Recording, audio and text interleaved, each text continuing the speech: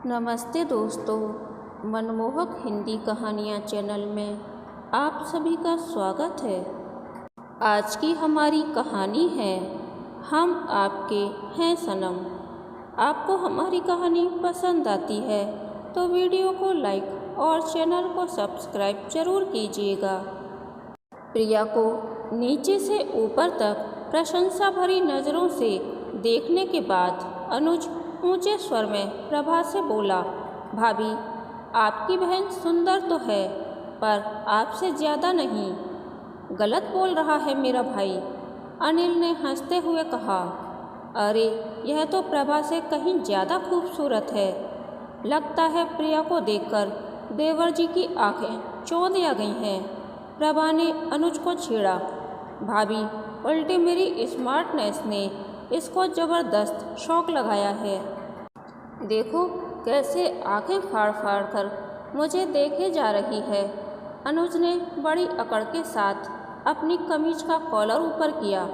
जवाब में प्रिया पहले मुस्कुराई और फिर बोली, जनाब, आप अपने बारे में काफ़ी गलत फहमियाँ पाले हुए हैं। चिड़ियाघर में लोग आंखें फाड़ फाड़ कर अजीबोगरीब जानवरों को उनकी स्मार्टनेस के कारण थोड़े ही देखते हैं। वेरी गुड साली साहिबा, बिल्कुल सही जवाब दिया तुमने। अनिल तालियां बजाने लगा। गलत बात मुंह से ना निकाल। अपनी मुस्कुराहट को काबू में रखने की कोशिश करते हुए सीमा ने अपनी छोटी बेटी को हल्का सा डांटा। आंटी, डांटिए मत अपनी भोली बेटी को। मैंने ज़रा कम तारीफ की इसलिए नाराज़ हो गई है। गलत फहमियाँ पालने में माहिर लगते हैं आप तो।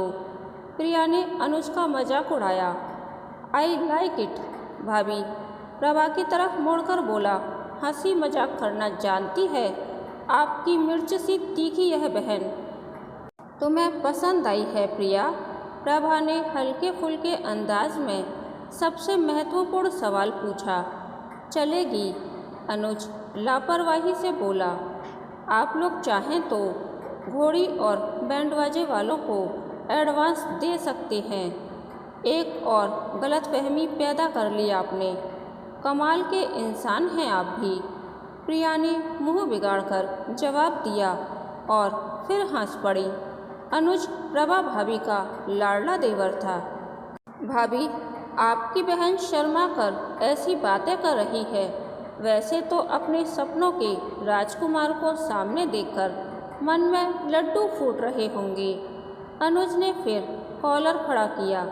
इनका रोग लाइलाज लगता है जीजू। इन्हें शीशे के सामने ज़्यादा खड़ा नहीं होना चाहिए। मेरी सलाह तो किसी दिमाग के डॉक्टर को इन्हें दिखाने की भी है। आप सब मेरी सलाह पर विचार करें। तब तक मैं सबके लिए चाय बनाकर लाती हूँ। ड्राइंग रूम से हटने के इरादे से प्रिया रसोई की तरफ चल पड़ी। शर्मो हया के चलते हाँ कहने से चूक गई तो मैं हाथ से निकल जाऊंगा प्रिया। अनुज ने उसे फिर छेड़ा। जवाब में प्रिया ने जीभ दिखाई तो ठहाकों से कमरा गूंज उठा। अनुज अपनी प्रभा भाभी का लाडला देवर था। उसकी अपनी बहन प्रिया के सामने प्रशंसा करते प्रभा की जवान न थकती थी। अपनी बड़ी बहन प्रभा की शादी की तीसरी सालगिरह के समारोह में शामिल होने के लिए प्रिया अपनी माँ सीमा के साथ दिल्ली आई थी। प्रभा का इकलौता इंजीनियर देवर अनुज मुंबई में नौकरी कर रहा था। वह भी सप्ताह भर की छुट्टी लेकर दिल्ली पहुंचा था। प्रभा और उसके पति अनिल के विशेष आग्रह पर अनुज और प्रिया दोनों इस समारोह में शामिल हो रहे थे। जब वे पहली बार एक दूसरे के सामने आए तब प्रभा, अनिल और सीमा की नज़रें उन्हीं पर जम गईं। अनिल अपनी साली का बहुत बड़ा प्रशंसक था। वह चाहता था कि प्रिया भी उनके घर की बहू बन जाए। अपने दामाद की इस इच्छा से सीमा पूरी तरह सहमत थी। देखे भाले इज्जतदार घर में दूसरी बेटी के पहुंच जाने पर वह पूरी तरह से चिंता मुक्त हो जाती। सीमा जी, अनिल और प्रभा को उम्मीद थी कि लड़का लड़की यानी अनुज और प्रिया इस बार की मुलाकात में उनकी पसंद पर अपनी रजामंदी की मोहर जरूर लगा देंगे। क्या प्रिया उसे पसंद आ गई है?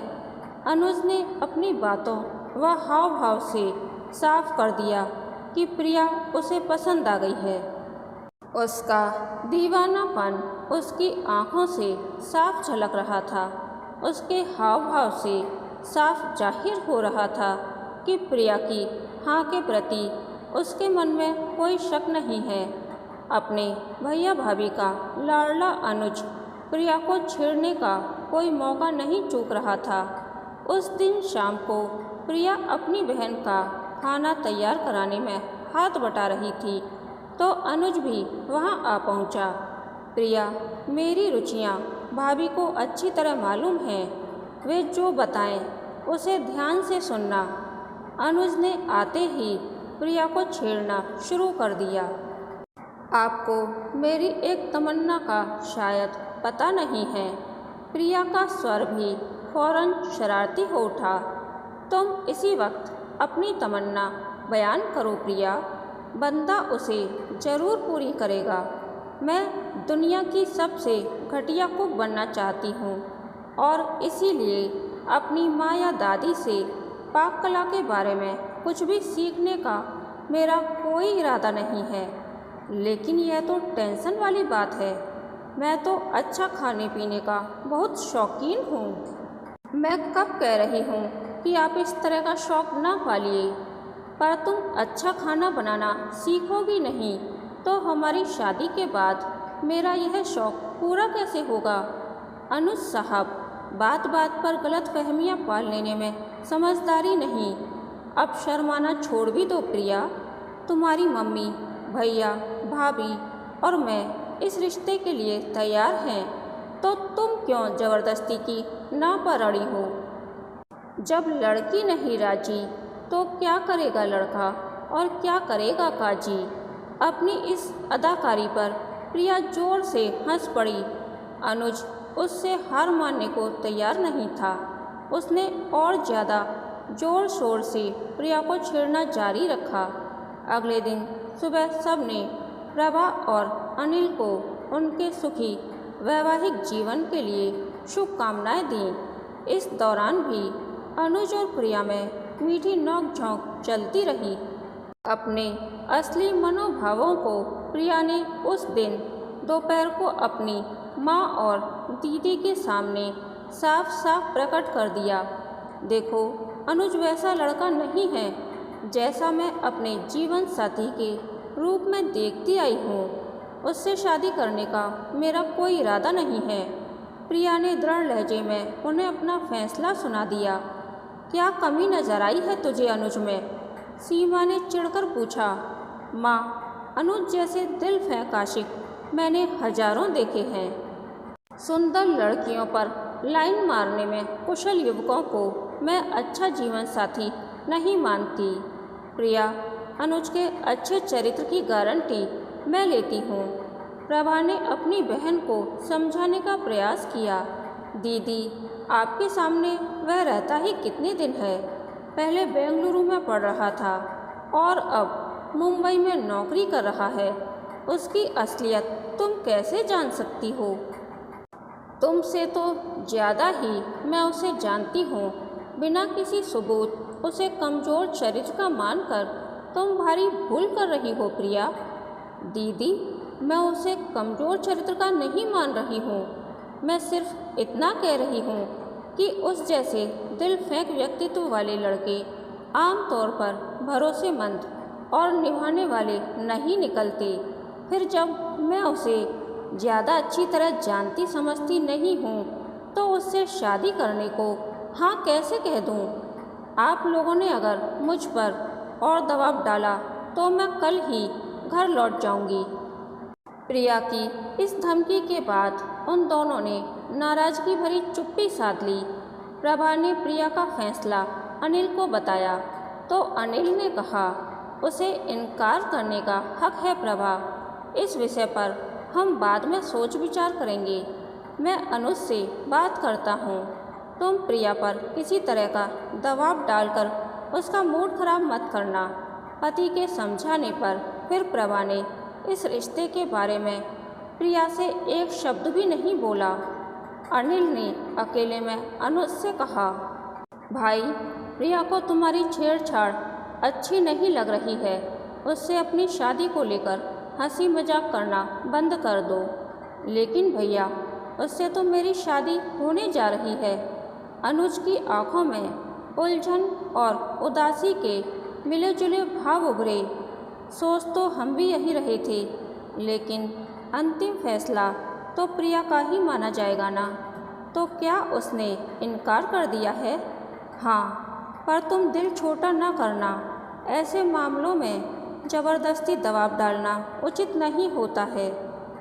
मैं समझता हूँ भैया, प्रिया को शिकायत का मौका मैं अब नहीं दूंगा। अनुज उदास आवाज़ में बोला। शाम को शादी की सालगिरह के समारोह में अनिल के कुछ बहुत करीबी दोस्त सब परिवार आमंत्रित थे। घर के सदस्यों ने उनकी आवभगत में कोई कमी नहीं रखी, पर कोई भी खुलकर हंस बोल नहीं पा रहा था। अनुज ने एकांत में प्रिया से सिर्फ इतना कहा, मैं सचमुच बहुत बड़ी गलतफहमी का शिकार था। मेरी जिन बातों से आपके दिल में दुख और नाराज़गी के भाव पैदा हुए, उन सब के लिए मैं माफ़ी मांगता हूँ। मैं आपकी किसी बात से दुखी या नाराज़ नहीं हूँ। आपके व मेरे अपनों के अति उत्साह के कारण जो गलतफहमी पैदा हुई, उसका मुझे अफसोस है।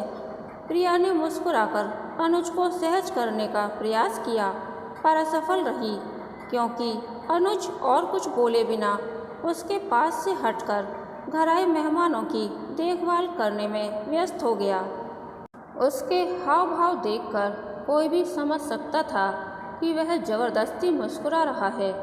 इन जनाब की लटकी सूरत सारा दिन देखना मुझसे बर्दाश्त नहीं होगा।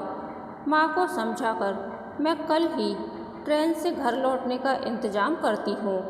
मन ही मन यह फैसला करने में प्रिया को ज़्यादा वक्त नहीं लगा, मगर उसे अपनी माँ से इस विषय पर बातें करने का मौका ही नहीं मिला। और इसी दौरान एक दुर्घटना घटी और सारा माहौल तनावग्रस्त हो गया। आखिरी मेहमानों को विदा करके जब प्रभा लौट रही थी, तो रास्ते में पड़ी ईंट से ठोकर खाकर धड़ाम से गिर गई। प्रभा के गर्भ में 6 महीने का शिशु था। काफ़ी इलाज के बाद वह गर्भवती हो पाई थी।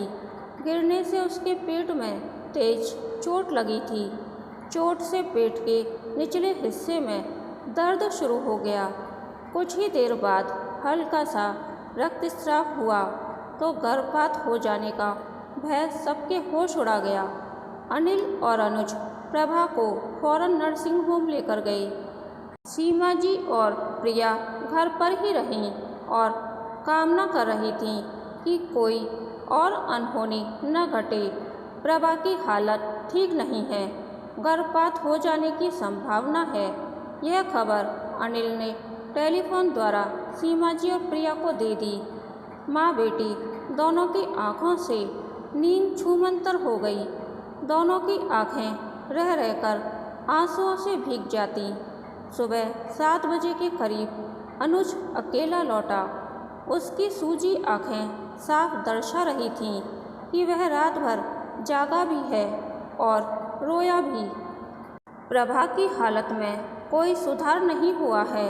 यह खबर इन दोनों को सुनाते हुए उसका गला भर आया था। फिर अनुज जल्दी से नहाया और सिर्फ चाय पीकर नर्सिंग होम लौट गया। उसके जाने के आधे घंटे बाद अनिल आया तो उसका उदास थका चेहरा देखकर सीमा जी रो पड़ी। अनिल बहुत थका हुआ था। वह कुछ देर आराम करने के इरादे से लेटा था, पर गहरी नींद में चला गया। 3-4 घंटों के बाद सीमा जी ने उसे उठाया। नाश्ता करने के बाद सीमा और अनिल नर्सिंग होम चले गए। प्रिया ने सबके लिए खाना तैयार किया, पर शाम के 5 बजे तक अनुज, अनिल या सीमा जी में से कोई नहीं लौटा। चिंता के मारे अकेली प्रिया का बुरा हाल हो रहा था। करीब 7 बजे अनिल और सीमा जी लौटे। उन्होंने बताया कि अनुज 1 मिनट को भी वहाँ से हटने को तैयार नहीं था। सुबह से भूखे अनुज के लिए अनिल खाना ले गया। फ़ोन पर जब प्रिया को अपने जीजा से यह खबर मिली कि अनुज ने अभी तक खाना नहीं खाया है और न ही वह आराम करने के लिए रात को घर आएगा, तो उसका मन दुखी भी हुआ और उसे अनुज पर तेज गुस्सा भी आया। खबर इस नज़रिए से अच्छी थी कि प्रभा की हालत और नहीं बिगड़ी थी। उस रात भी अनुज और अनिल दोनों नर्सिंग होम में रुके। प्रिया और सीमा जी ने सारी रात करवटें बदलते हुए काटी। सुबह सीमा जी पहले उठीं। प्रिया करीब घंटे भर बाद। उसने खिड़की से बाहर झांका तो बरामदे के फर्श पर अनुज को अपनी तरफ पीठ किए बैठा पाया। अचानक अनुज के दोनों कंधे अजीब से अंदाज में हिलने लगे। उसने अपने हाथों से चेहरा ढांप लिया। हल्की सी जो आवाज़ें प्रिया के कानों तक पहुँचीं, उन्हें सुनकर उसे यह फौरन पता लग गया कि अनुज रो रहा है। बेहद घबराई प्रिया दरवाज़ा खोलकर अनुज के पास पहुंची।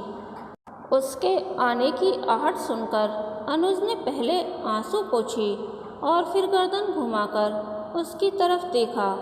अनुज का थका मुरझाया चेहरा देखकर प्रिया का दिल डर के मारे जोर जोर से धड़कने लगा। दीदी की तबीयत। प्रिया रुआंसी हो अपना सवाल पूरा न कर पाई। भाभी अब ठीक हैं, खतरा टल गया है। अनुज ने मुस्कराते हुए उसे अच्छी खबर सुनाई। तो तुम रो क्यों रहे हो? आंसू बहा रही प्रिया का गुस्सा करने का प्रयास अनुज को हंसा गया। मेरी आंखों में खुशी के आंसू हैं प्रिया जी। अनुज ने अचानक फिर आंखों में झलक आए आंसुओं को पोंछा। मैं प्रिया हूँ, प्रिया जी नहीं। मन में गहरी राहत महसूस करती प्रिया उसके बगल में बैठ गई। मेरे लिए प्रिया जी कहना ही उचित है, अनुज ने धीमे स्वर में जवाब दिया। जी नहीं, आप मुझे प्रिया ही बुलाएं। प्रिया का स्वर अचानक शरारत से भर उठा। और मुझसे नज़रें चुराते हुए न बोलें, और न ही मैं आपको ठंडी सांसें भरते हुए देखना चाहती हूँ। वह सब मैं जानबूझकर नहीं कर रहा हूँ। तुम्हें दिल से दूर करने में कष्ट तो होगा ही। अनुज ने एक और ठंडी सांस भरी। वह कोशिश भी छोड़िए जनाब, क्योंकि मैं अब जान गई हूँ कि इस दिलफेक आशीष का स्वभाव रखने वाले इंसान का दिल बड़ा संवेदनशील है। कहकर प्रिया ने अचानक अनुज का हाथ उठाकर चूम लिया। अनुज मारे खुशी के फूला नहीं समाया। फिर अचानक गंभीर दिखने का नाटक करते हुए बोला, मेरे मन में अजीब सी बेचैनी पैदा हो गई है प्रिया। सोच रहा हूँ कि जो लड़की जरा सी भावुकता के प्रभाव में आकर लड़के का हाथ फट से चूम ले, उसे जीवन संगनी बनाना क्या ठीक होगा? मुझ पर इन व्यंग्यों का अब कोई असर नहीं होगा जनाब। प्रिया ने एक बार फिर उसका हाथ चूम लिया, क्योंकि आपकी इस सोच में कोई सच्चाई नहीं है। और क्या? अनुज ने उसकी आंखों में प्यार से झांकते हुए पूछा। अब तो हम आपके हैं सनम। प्रिया ने अपने दिल की बात कही और फिर शर्माकर अनुज के सीने से लग गई। कहानी के अंत तक बने रहने के लिए धन्यवाद। यह कहानी आपको कैसी लगी, प्लीज़ कमेंट करके बताइए।